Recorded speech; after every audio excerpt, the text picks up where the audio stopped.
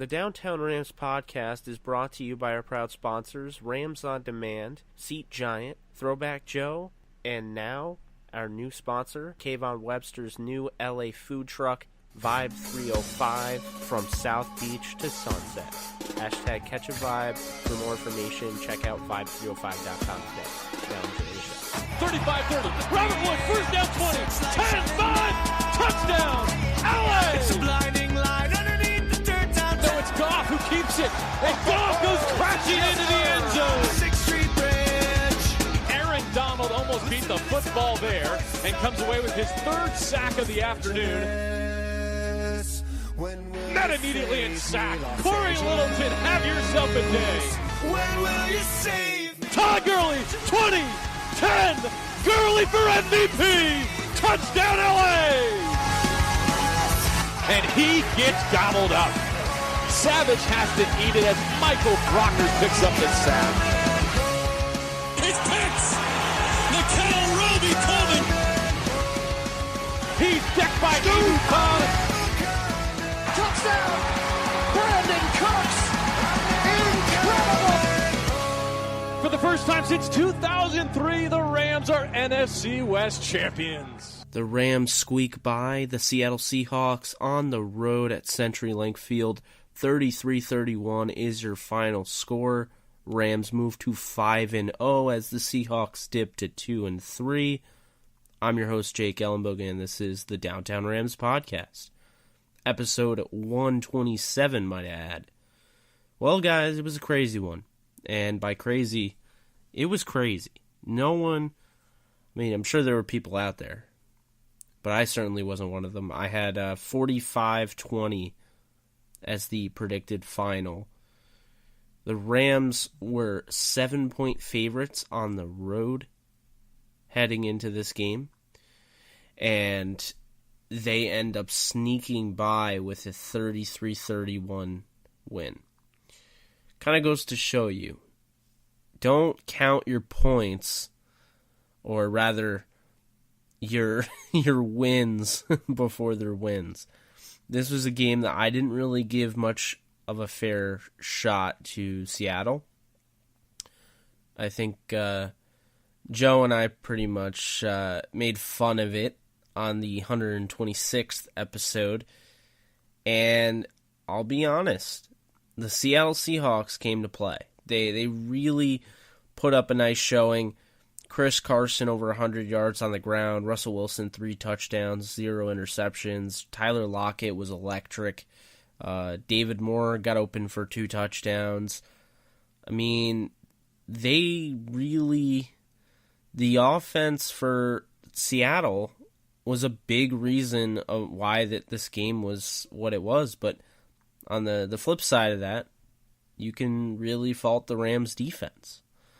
When you look at what the Rams' offense have done, in the Super Bowl era, there are only 4 teams that have gone 5-0 and have scored 30 points or more in each of those 5 games. So, with that being said, that means the Rams' offense is not really having much of a problem scoring. They're not having a problem being productive. However, the defense, albeit the Rams' defense have only given up 98 points, and they're one of the top in the league, and they're leading the league in point differential, the defense now, in 2 straight games, have given up 30-plus points. So, I guess really what we're looking at here is an offense that refuses to give up, but we're also looking at a little bit of an issue with the defense. Wade Phillips did call for the majority of this game. There were so many issues, broken coverage, a lot of zone. I hate zone personally. Would love to see more man coverage. Marcus Peters gave up 21 points on his own. It was that kind of game. But the Rams got it done, and that's really the key here. They got the win. critics will look at this game. They might even drop the Rams to 2 on the power rankings and put the Chiefs above them. But the fact of the matter is, anytime there's a rivalry game, it's going to be close. And let's not forget, last week with the Chiefs, they played their tough game Monday night against Denver.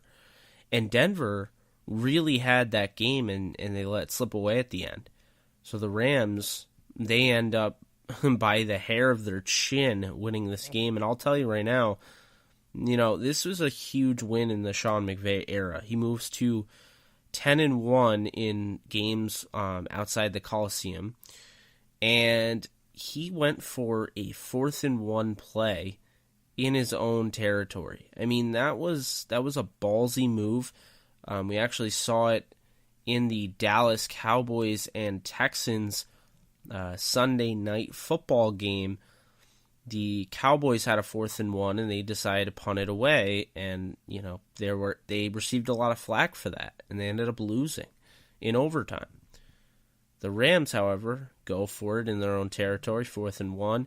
Jared Goff plunges forward for a gain of about 2, and that's all she wrote. That's it. Now, there was a minute and change left. That's enough for Russell Wilson, as we've seen in the past, to be able to orchestrate a drive. The Rams made the right decision. Sean McVay made the right decision. And at the end of the day, while there are still things that need to be cleaned up, again, the Rams got the W. One thing that can't be stressed enough is how well that this team has played. They lose their 2 starting corners in the game right before the Vikings game. They lose their 2 starting corners, Marcus Peters and Aqib Talib, in the Chargers game. And I mean, the Chargers are a good football team, so that was kind of a big moment for them. They really had to overcome that.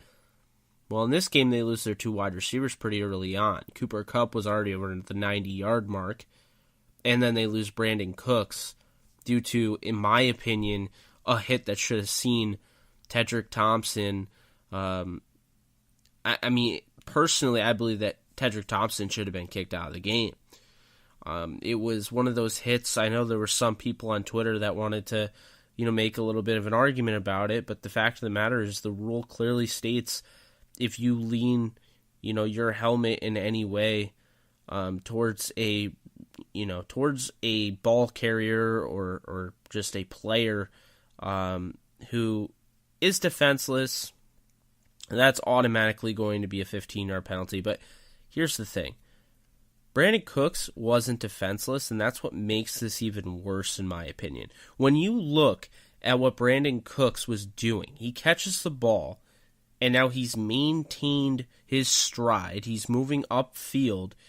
Tedrick Thompson has about 5 to 10 yards to decide what he wants to do, how he wants to approach hitting Brandin Cooks. Instead, he hits him with the crown of his helmet, and Brandin Cooks gets concussed. Now, there were some things out there on social media. There was the freeze frame of Thompson shouldering Cooks, but that doesn't tell the full story. When you really see it, it's helmet to helmet, and then the shoulder comes through as the follow-through. So I just wanted to address that because I did get a lot of questions. Do you feel like that should have been a call? Absolutely. I totally felt like that should have been a call. I thought, Tedrick Thompson's a guy I really liked, in the draft, but I'm sorry. He should have been tossed. That's a cause for ejection. I don't know, what is if that's not. It's clearly, he had time. He measured himself up and nailed Brandin Cooks, and that ended up knocking him out of the game. That's serious. That was a huge play. And all of that, of course, because there were offsetting penalties, so it didn't even count. So what a meaningless play, and he gets hurt. It's one of those unfortunate things, and one of those things that really makes you angry. Now, the use of the helmet by the NFL football operation is a foul if a player lowers his head to initiate and make contact with his helmet against an opponent. That's what it states. That's the official rule, word for word. I posted a video on the Downtown Rams Twitter, and if you don't follow Downtown Rams, you can follow it at Downtown Rams. I posted a video on the Twitter, and it wasn't even me posting. I just basically replied it or quote tweeted it from the NFL. It's the official NFL video, and it's showing how you would go about making contact or what would be considered a foul. And it goes through, and you see a lot of these are kind of split second, but they all have one thing in common. It's the lowering of the helmet. It's initiating the contact, lowering the helmet, using it as a weapon. The NFL is trying to eliminate that, and I feel as though due to the increased pressure among the league, because there's so much that they can improve on, there's so many different issues in this league right now. As great as it is, as much as as much fun as we have following it and watching it, there are issues in this league without a doubt. Right now, we don't even know what a sack is. Last year we didn't know what a catch was, but here's the thing: there's always this pattern. Years ago, there was a player by the name of Bernard Pollard. He played for the Kansas City Chiefs, I'm pretty sure. He also played for the Tennessee Titans. I think he was on the Tennessee Titans. And he hit Tom Brady in the knee, in a passing play situation, and Tom Brady tore his ACL. That's NFL's child. That's their darling. I mean, they can't let that happen. So Tom Brady tears his ACL. He's out for the year, and that was Matt Castle's turn to take over the Patriots. But Tom Brady tearing his ACL changed that rule. The NFL started immediately focusing on lower hits to the leg and knee area on a quarterback. Then you saw, they started to crack down on that. We have the catch rule. Calvin Johnson, Des Bryant, they have to start, looking at that. Well, I feel like while this team of officials and this team of the competition committee, while they are looking, they are trying to make the game safer and the whole initiating contact helmet thing, I feel like they've kind of toned it down. And it did receive a lot of flack during the preseason. But I'll just say this right now, it's starting to become kind of an afterthought where I don't see it being called as much because I think they've put so much of a premium on the body weight rule. And the body weight rule came, we talked about Tom Brady and the ACL. Well, the NFL also loves Mr. Aaron Rodgers, who I think is the greatest quarterback in the league. I mean, he gets that injury last year. The league's not as fun without Aaron Rodgers. The league's not as fun without Tom Brady. So I'm not saying that, those are the only guys that matter, but what I'm saying is those are pretty significant names. You saw Brady in the ACL, they immediately went and they tried to protect the quarterback more. And then Aaron Rodgers last year, he has that injury, the collarbone injury, because he gets driven into the ground. But I'll tell you this right now, I don't know if they got that right. To me, roughing the passer on a sack just seems ridiculous. But I feel as though they didn't really think about, Anthony Barr is kind of, I won't say he's a dirty player, but he has a little bit of a history. He has the Aaron Rodgers hit, and he has the Barkley hit going back to college when he was in UCLA and Barkley was on USC, and Matt Barkley really wasn't the same after that. But that's not really my point. My point overall is that you're looking at an Aaron Rodgers hit last year that has bled through into this year.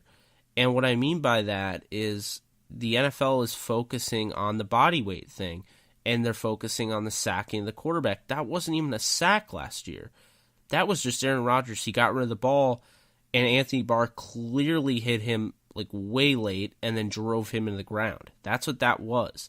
So I feel as though they're putting so much of a premium and overcompensating that rule that they're kind of, I don't want to say that they're like, they don't care about the helmet contact rule because it's still being called, but the point of emphasis I don't think is on that as much as it initially was.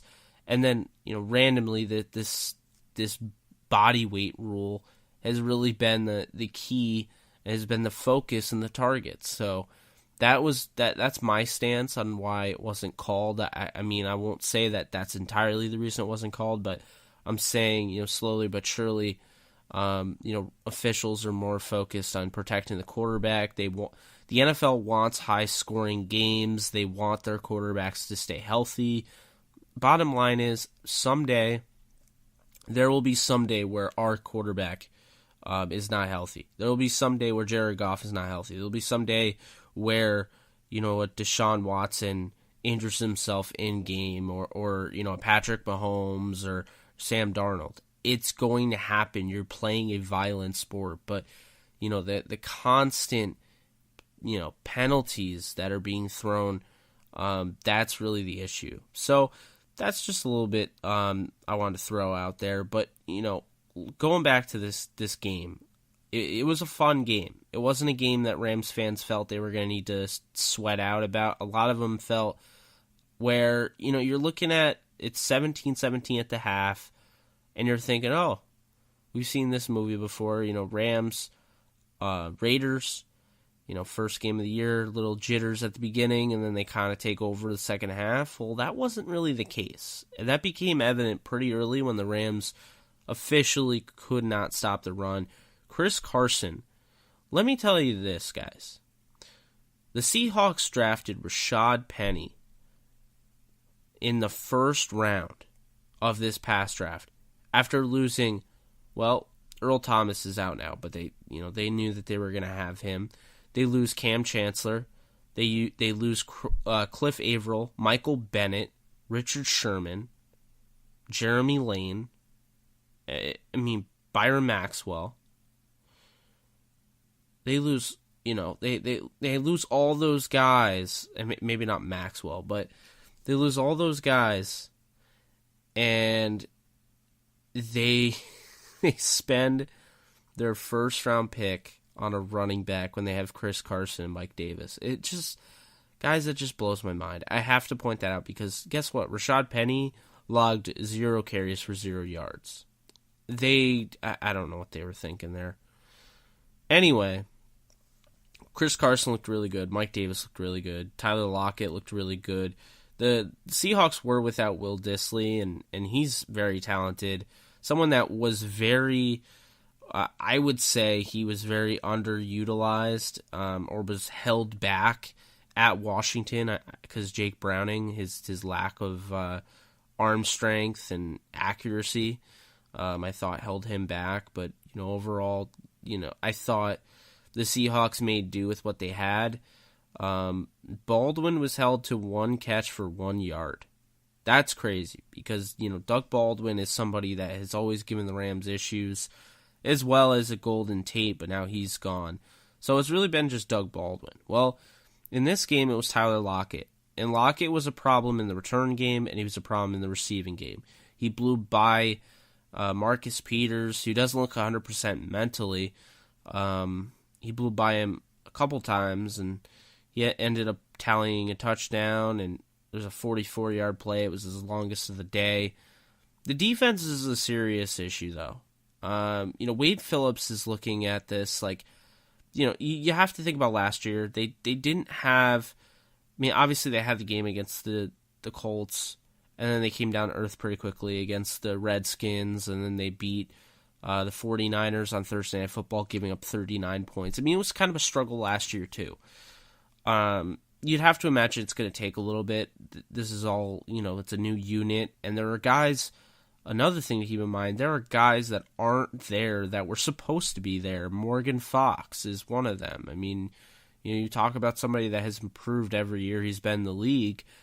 Obviously Kevin Peterson would have a huge role right now if he were healthy, but he suffered a knee injury. And then, you have to look at guys, even the minor guys like Garrett Sickles that could, really make an impact. The Rams lost Dom Easley, likely for the year.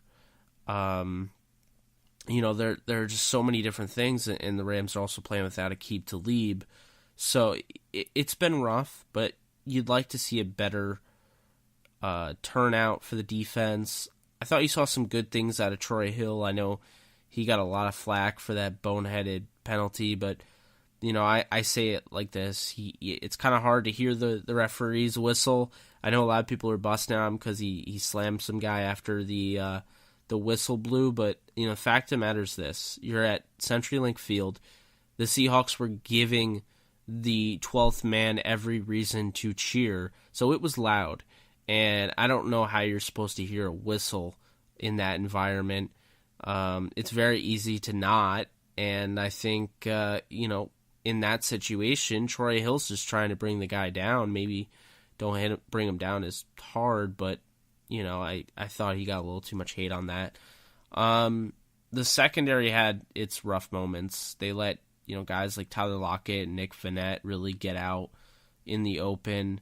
But at the same time, the Rams held Russell Wilson to only 198 passing yards. And, I think that was a big thing. However, I would look at Seattle's play calling as questionable. Not really shocking because Brian Schottenheimer is the offensive coordinator. But when you look at what the Seahawks were able to do on the ground, 32 total carries for 190 yards and a touchdown, they were having their way with the Rams defense. Mark Barron was back for his first game since last year due to the Achilles injury, and albeit he did have 9 tackles and led the team in tackles, he still doesn't look like he was, at his best last year. So, there's that. I think Corey Littleton deserves some props. He had a couple pass breakups as well as a blocked punt. I think he's getting better every week, but I still think, there's still some room for improvement. But one of the things that I'm noticing is the Rams' edge presence is worrisome. It's probably a lot of the reason of why things are going the way they are. Sealing the edge is a big thing. The Rams haven't been able to do that. John Franklin Myers got some push today. He got in on a couple plays, but he didn't really, I wouldn't say he really exploded or anything like that. Samson Ebukam hasn't played as well as he looked like he was going to coming off his preseason game. And, Matt Longacre had the sack, but gets called back. And, he had a solid game, but Ndamukong Suh has been playing on the outside, and I thought, that's been really beneficial for the Rams. They just need, I feel like they need that one guy, and, Ogbonnaya Okoronkwo, who will be available to be taken off the PUP list pretty soon. I believe it's either this week or it's after this week. And then the Rams have 3 weeks after that said week to decide whether or not to bring him onto the active roster or move him to season-ending IR. So, that'll be interesting. But I think Okoronkwo would bring a lot to this team. And the Rams are looking for that spark on the edge. They don't get a ton of edge pressure aside from Ndamukong Suh and occasionally John Franklin Myers. Ebukam, again, you'd like to see more out of him. I think the linebackers look all right. I would say Littleton looks good, like I said. Barron, it'll take him some time, but I think he'll get going. And, obviously Aaron Donald, Brockers, and Sue look fine. That they're not an issue. The cornerbacks, they miss Aqib Talib. That's pretty obvious. You saw the boneheaded move by Nickel Roby-Coleman. The Rams get a sack and Ndamukong Suh, and you're thinking the drive's over, and then you look upfield, and Nickel Roby-Coleman is he's holding some guy, and it's just it's they're clearly missing a 100% Marcus Peters and Aqib Talib. I think that's pretty obvious.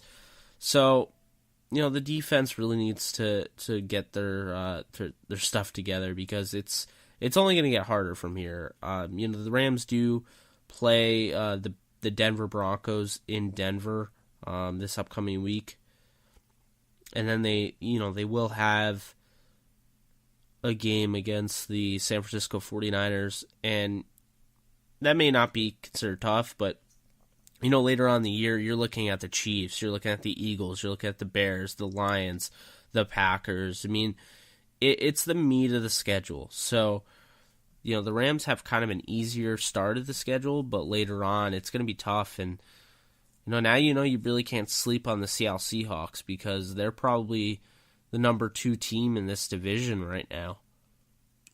So, with that being said, the Rams offense, very impressive. Again, as we mentioned, Kupp and Cooks, they both get hurt. Robert Woods goes over 90 yards on 5 catches, also adds 53 yards on 2 carries. Todd Gurley runs for 3 touchdowns. Cooper Kupp caught the only touchdown pass, and that was he ended up with 6 catches for 90 yards. But on one of those regular football plays, maybe he got brought down too hard. He ended up getting concussed. Josh Reynolds steps in, immediately lights a spark. Had what you're looking at 49 total yards on 3 total touches. So Josh Reynolds added a well-needed spark for that team. Todd Gurley added 4 catches for 36 yards out of the backfield, as well as 22 carries for 77 yards. It seemed like Todd Gurley could have had more in the yards department, but he gave the Rams all they really needed. Jared Goff, I thought, was really impressive. 2 interceptions. I get, people will be quick to judge, but don't just look at the box score. If you didn't see the game, seriously watch it, because Jared Goff, the first interception, I would argue, was a pass interference call on Trey Flowers. He hits Todd Gurley coming over the middle for a slant in the end zone. He hits him way too early from behind. Goff puts it right where it needs to be, but the problem is he gets hit, kind of propels the ball up in the air, and Frank Clark is right underneath it to grab it. That's not Goff's fault. Goff couldn't throw that any better. Maybe that's a poor, decision, but that I would imagine that was the play. So maybe it's just a poor play call. But yeah, I would not pin that on Goff. I was really impressed with him today. And then the other interception, again, if you didn't watch it, I would recommend it, because the other interception was a Hail Mary that, the Rams decided not to go for the long field goal with Cairo Santos and, instead go for the Hail Mary. So, I don't know. I personally, interceptions you can't just discount, but, for real, you can't just go based on the box score. Goff could have had more touchdown passes, but they gave it to Gurley in the short yard situation. I think that was a smart idea. But again, I thought Goff looked good. He didn't bring over his 5 touchdown performance, but he made some quality throws. And, the bottom line is that he was able to win this football game, with his 2 out of his 3 best weapons getting injured. Kupp and Cooks both received concussions pretty early in the game. And again, it was Kaderil Hodge from the practice squad who got promoted a couple weeks ago, a Prairie View A&M UDFA, and then it was really Gerald Everett, Tyler Higbee, Josh Reynolds, Robert Woods. He had Todd Gurley as well, but those guys did step up, but Goff was also able to get the ball there. He was able to connect with Hodge for a key first down.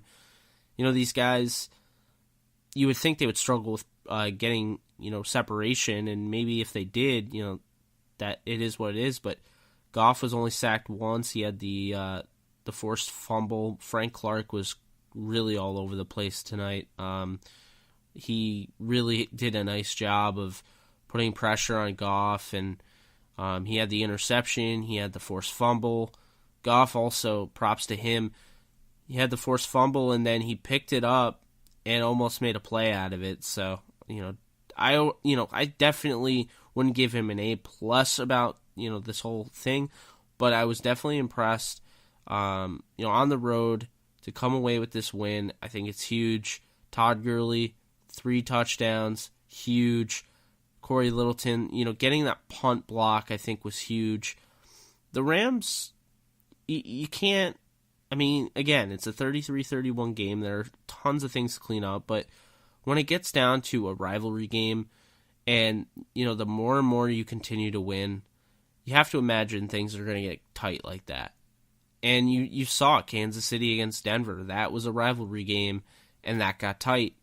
So, there's still only 2 undefeated teams. Kansas City did end up beating Jacksonville, so that they moved to 5-0. The Rams beat Seattle, so they moved to 5-0. And then the third team in the league right now, record-wise, the Bears are on a bye, so they're only 3-1. But it would be the Cincinnati Bengals at 4-1, surprise team at 4-1. We don't really know how good they are, but what it comes down to is that the Rams are going to play the Seahawks, the Kansas City Chiefs, week 11, right before their bye week, week 12. So that'll be crazy. That might be a preview into the Super Bowl. We'll see. Maybe we're jumping the gun a little bit there, but definitely some interesting stuff. And, lastly, I just really appreciate what Sean McVay has done for this team.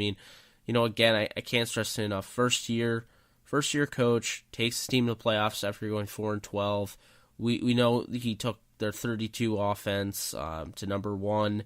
We know all that, but just his ability to show consistency and have these guys prepared. Regardless of what you say about the defense, it was a rough day, but you also have to give Seattle credit of what they were able to do and draw up on offense. But Sean McVay, his ability to, just trust in his players to make that play at the end. And, we saw, Dallas lost the game, like mentioned earlier. They lost the game to Houston because they punted it away in overtime, and it was 4th and 1. The Rams do the same exact thing, except they go for it. They win the game. Who knows? There are scenarios where the Rams lose the game on that, and that's totally fine. But I think, McVay made the right decision. I think he showed that he's willing to go the extra length to win a football game, and he really appreciated, as well as the rest of the locker room really appreciated this win. I think the common misconception is you look at the Seahawks and you think, well, they're not very good. They lost Earl Thomas for the year, yada, yada. But, the fact is, the NFL team that just beat an NFL team is thinking, wow, we just beat an NFL team, hostile environment, one of the hardest places to play at CenturyLink Field.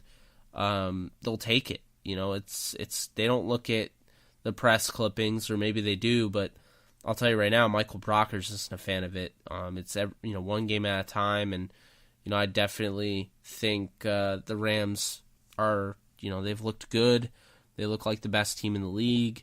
And, they will get hate for this. They will, because it was a 2-point game against a team that they were expected to blow out. But, the way this game turned into, Seattle gave them everything they had. Seattle was a lot like the former Rams. They used to beat Seattle for no reason when we all knew Seattle was the better team.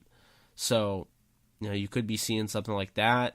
Hats off to Pete Carroll. He can be irritating at times, and he was complaining about, the penalty, which I can't even go into penalties right now, but, Pete Carroll really had this team energized and ready to go, and, losing Earl Thomas and just all the turnover, to be able to come out and put that type of game together against the best team in the league says a lot. So, we'll be seeing them again later on in the year. But I do want to move over to a quick preview of the Broncos game. The Broncos did lose today. They gave up over 200 yards to Isaiah Crowell. It was quite the game. I mean, originally it started off, it looked like Denver had them, but then Sam Darnold made a couple monster throws, and all of a sudden it's 34-16, and the Jets are now 2-3, and they moved the Broncos to 2-3. So the Broncos, they have a running game, and again, quick preview, the Rams have had a hard time stopping the run. They had a hard time stopping Chris Carson. They had a hard time stopping Marshawn Lynch. I mean, they really held David Johnson, but they had a hard time stopping Eckler and Melvin Gordon. So it's not going to get any easier against Denver. Denver does have two running backs that can really make you pay. Phillip Lindsay, the UDFA out of Colorado, and then Royce Freeman, the draft pick out of Oregon. Freeman is kind of the all, every down back, although they use them both. Phillip Lindsay's more of the scat back. But very, they have some, talent on offense altogether. I mean, you have Demaryius Thomas, Emmanuel Sanders, Deshaun Hamilton, and Cortland Sutton, as well as Jeff Hireman. It's kind of a big deal. So, we'll definitely we'll see with that. We'll see if the Rams are able to kind of turn it all around. Case Keenum threw for over 370 yards today against the Jets. So, he has the ability, if it's a shootout, he has the ability to compete with Jared Goff. But, at the end of the day, I don't think it would be crazy to imagine the Rams going into Denver and leaving 6-0. I also don't think it would be crazy for the Rams to go into Denver and leave 5-1. This is a team that, I think the real interesting thing and one of the interesting dynamics we'll see is, do the Rams have to lose a game? And what do I mean by that? Well, I forget who it was. It might have been Whitworth kind of needing to humble the team, lose that game, just kind of get your mind on the right things and be ready for the postseason. It's going to be hard to go 19-0. However, I'll say this.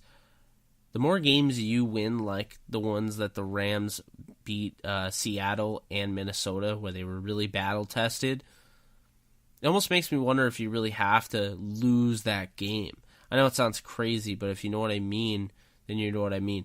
Winning those two games kind of just humble you. It kind of puts you in that feeling where we're the best team, but we're not. Anybody can beat us on a given Sunday, so we have to play our best. And if we don't play our best, then we have to make adjustments.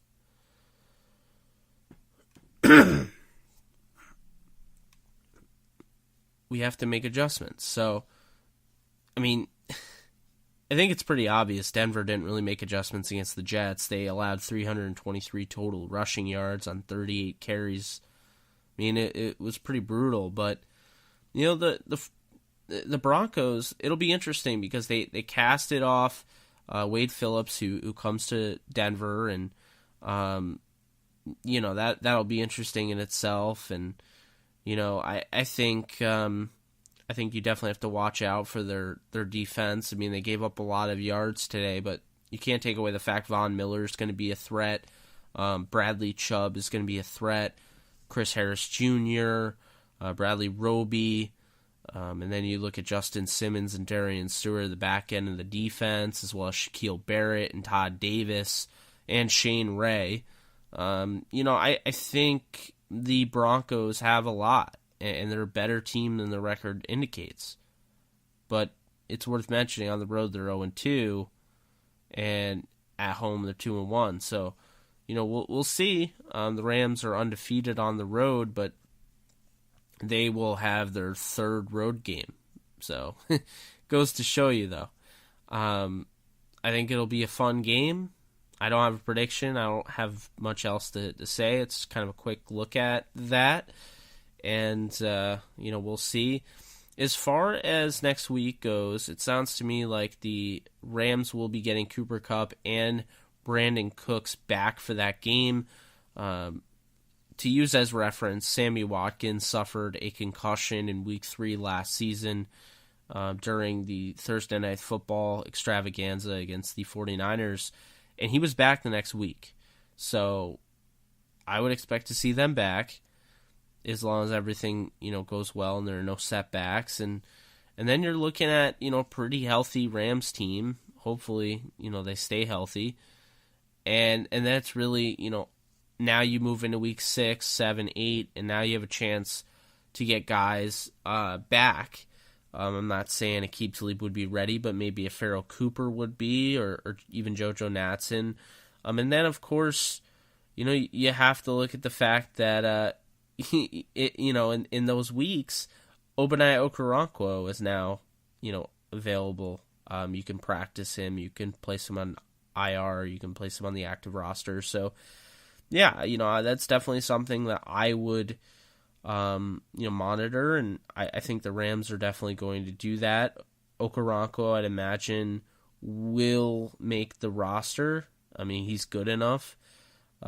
Just the question is, will they deem that he can contribute this year, or is he too far out rehab-wise to come back? The Rams only get 2 IR guys to designate for return.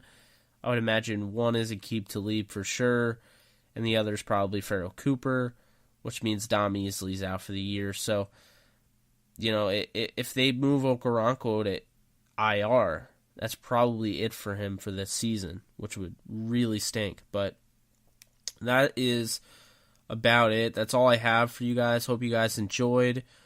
For Jake Ellenbogen, this has been episode 127 of the Downtown Rams podcast. And if you like what you hear, be sure to leave a review and subscribe on iTunes. And don't forget, Downtown Rams, the channel now, has a new show called the Ramblin' On Podcast, hosted by Matt Herrera and Brian Joannou. And they will be doing that, I imagine, pretty soon. They'll be covering the Rams-Seahawks game. So if you like my voice, you like my takes, but you want to hear something else afterwards and kind of compare, or just you want to just listen to another person, another 2 people, those are my good friends, and they do really good work at DTR, and that podcast is out now on iTunes. It's called the Ramblin' On Podcast, and they're also on Twitter. You can follow them at DT Ramblin' On. It's DTRAMBLIN on. So you can follow them. You can check out that. I don't have anything else, guys. Hope you guys enjoyed. Again, I will be back. I think I'm going to do an NFL, around the NFL podcast, maybe break down some film as well. And then we're going to preview week 6's matchup against the Denver Broncos, and likely have Joe Curley back on, and maybe, who knows, I'll have a Denver Bronco on. All right, well, thank you guys so much again, and you guys take care and enjoy the rest of your week. Later.